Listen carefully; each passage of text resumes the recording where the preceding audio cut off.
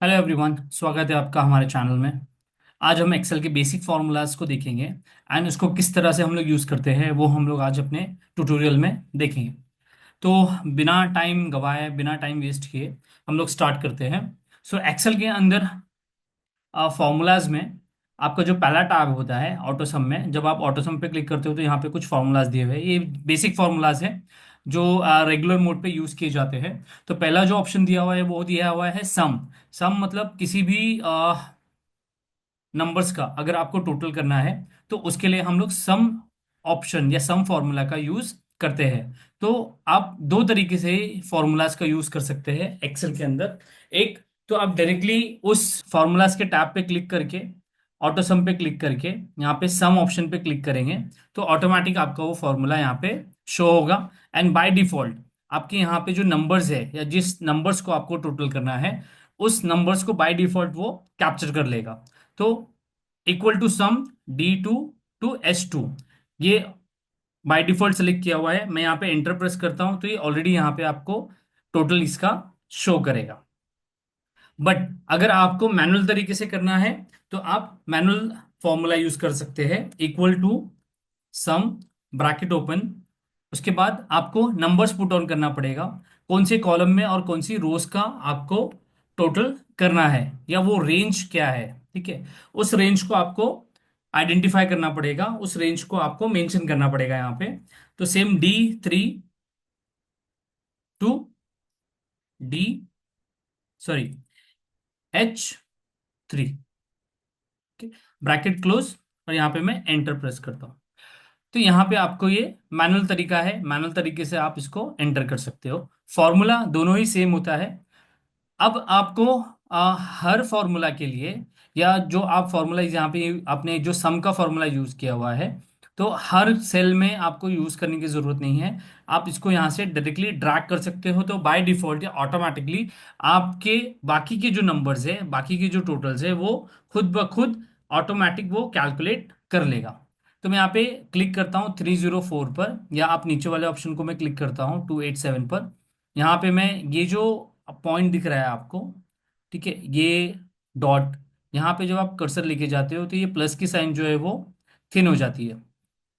ठीक है, तो यहाँ पे आपको क्लिक करना है, क्लिक करके आपको जस्ट माउस को ड्रैग करना है नीचे। जैसे ही आप नीचे माउस को ड्रैग करोगे आपके बाकी की जो टोटल्स है वो यहाँ पे शो होना शुरू हो जाएंगे।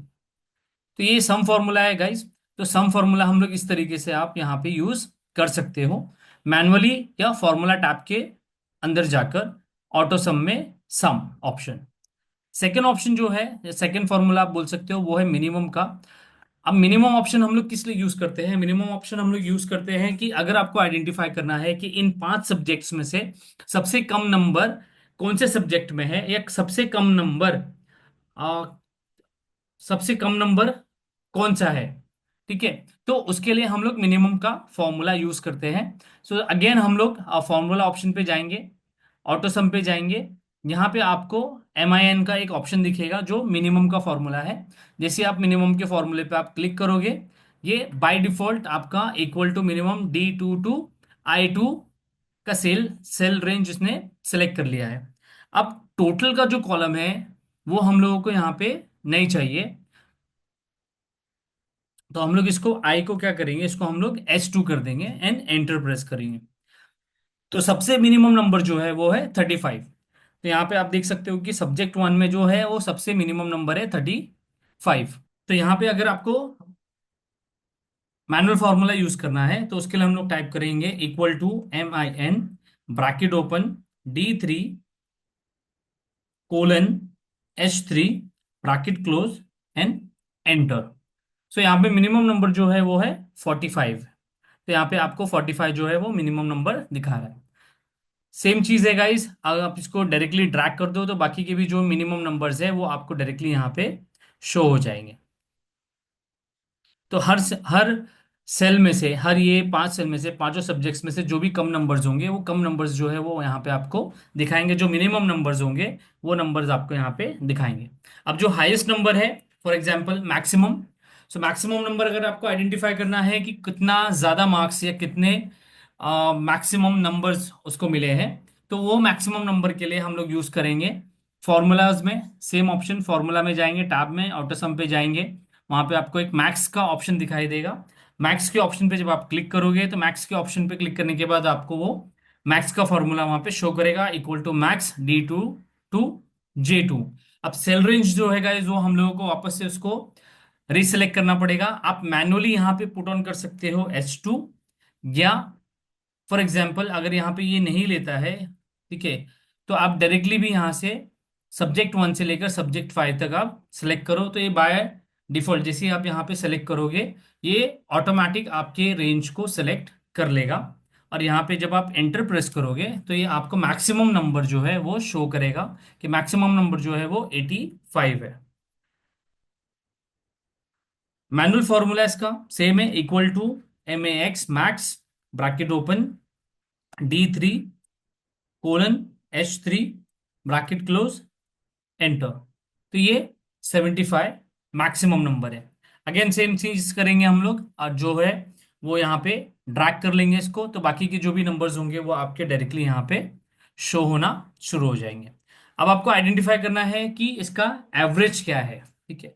टोटल पांचों सब्जेक्ट्स में एवरेज आपको आइडेंटिफाई करना है। तो एवरेज के लिए अगेन सेम फॉर्मूलाज में जाएंगे हम लोग, ऑटो सम पे जाएंगे, यहाँ पे आपको सेकेंड ऑप्शन दिखेगा एवरेज का। एवरेज पे जब आप क्लिक करोगे तो एवरेज का फॉर्मूला आ जाएगा। एवरेज के फॉर्मूले पे सेम गाइस, जैसे ही यहाँ पे एवरेज का फॉर्मूला आएगा बाय डिफॉल्ट आपके वो रेंज जो है वो सेलेक्ट कर लेगा। तो अगेन हम लोगों को सब्जेक्ट 1 से लेकर मैक्सिमम तक नहीं चूज करना है। एवरेज के लिए हम लोग पांचों सब्जेक्ट्स को सिर्फ चूज करेंगे। तो सब्जेक्ट 1 से लेकर सब्जेक्ट 5 तक मैं उन नंबर्स को चूज कर लिया है, उस रेंज को मैंने सेलेक्ट कर लिया है।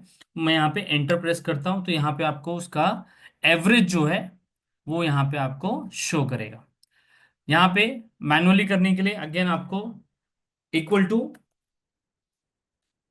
Average bracket open, then same आप रेंज को सेलेक्ट कर लो यहाँ पे, सब्जेक्ट 1 से subject 5, D3 to H3 bracket close and enter. तो ये आपका यहाँ पे एवरेज आ गया। तो ये दोनों तरीके से आप फॉर्मूलाज को यूज कर सकते हो। ट्रैक करने के बाद यहाँ पे आपको वो बाकी के जो नंबर्स के आपको एवरेजेस निकालने हैं वो आप यहाँ पे इस तरीके से निकाल सकते हो।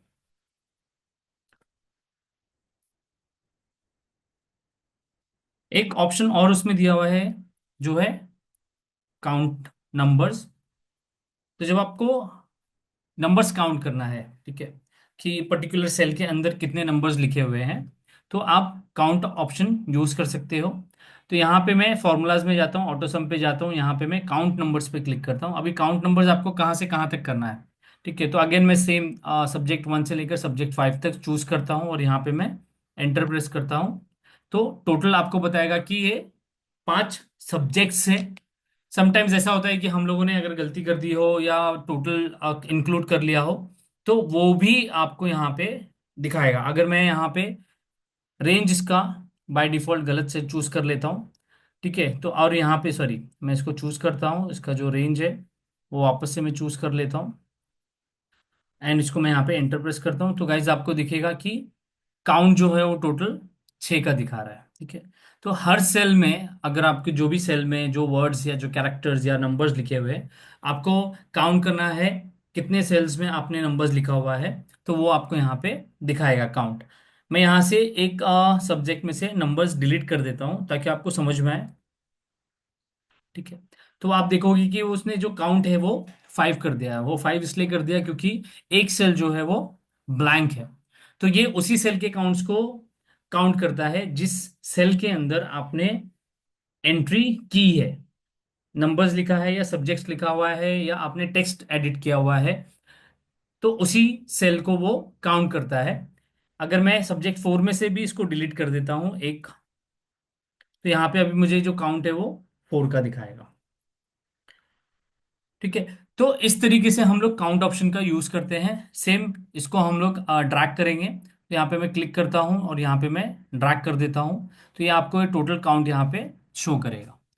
आप ये फॉर्मूलाज जो है यहाँ पे डबल क्लिक करके भी एडिट कर सकते हो, या आप ऊपर फॉर्मूला बार में क्लिक करके उस फॉर्मूले के अंदर एडिट कर सकते हो। तो मैं यहाँ पे जैसे H3 कर देता हूँ, इसको क्लोज कर देता हूँ, तो यहाँ पे आप देखोगे कि ये 5 कर दिया है उसने। अब वापस से मैं इसको ड्रैग कर देता हूँ तो ये 5 का काउंट हो जाएगा। तो इस तरीके से आप अपने बेसिक फॉर्मूलाज को यूज कर सकते हैं एक्सेल के अंदर। आप अपने डेटाबेस के अंदर आप स्टूडेंट काउंट करना चाहते हैं, ठीक है, उसके लिए आप यूज कर सकते हैं। रिजल्ट आप बना रहे हैं उसके लिए यूज कर सकते हैं। अगर आप सेल्स पे काम कर रहे हैं उसके ऊपर यूज कर सकते हैं। तो उन सारी जगहों पर आप इसका यूज कर सकते हैं। इसी तरह की वीडियोस के लिए चैनल को सब्सक्राइब कीजिए। Thank you so much.